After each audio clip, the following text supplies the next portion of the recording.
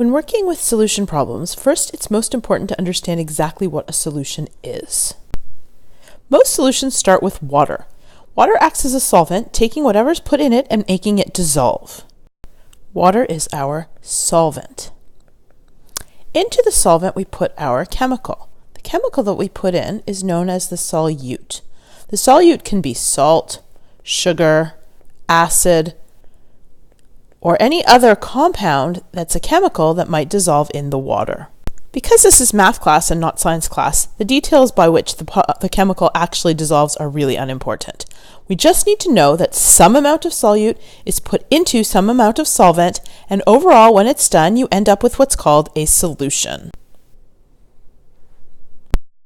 Remember, when you mix the solute and the solvent together, you get your solution.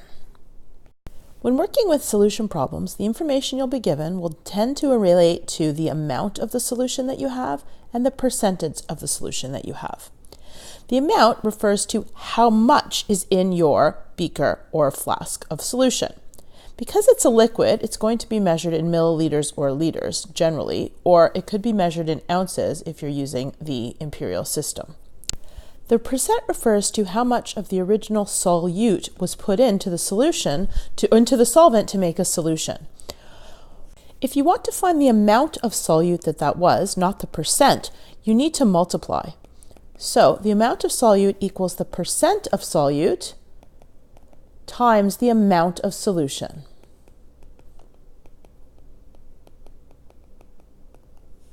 This equation is quite important when you're working with solution problems because it's something that you need to relate your variables together.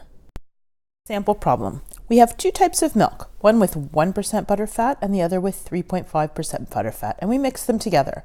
We want to know how many liters of each of these milks are to be mixed together to produce 10 liters of low-fat milk, which has 2% butterfat. The first thing we have to do is draw a picture of what's happening.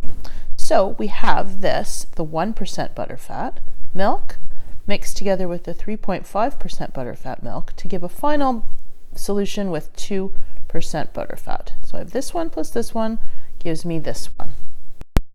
Time to define my variables. So we're going to let x represent the volume of 1% buttermilk.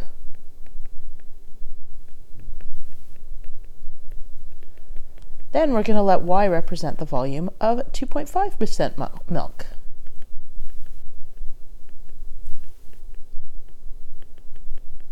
Once we've defined our variables, we can start to set up our equations. We know the total amount of milk we have is 10 liters, which is the amount of 1% plus the amount of 3.5%, and that's total gives us 10 liters. Because we have two variables, we need to have two equations in order to solve the system. But we can do that. We know that our milks have a certain amount of fat in them, and all the fat from the first milk plus all the fat from the second milk combine together to give us all the fat in the third milk. We know that 1% of the volume of x is fat, so that would be 0.01 times x, and we know that 3.5% of the volume of y is fat. We also know the total amount of fat, which would be 2% of 10 liters, which would be 0.2 liters. Now you can see we have two equations and two unknowns, so we can solve our system. Our equations are in the proper form, so we can pull out our information.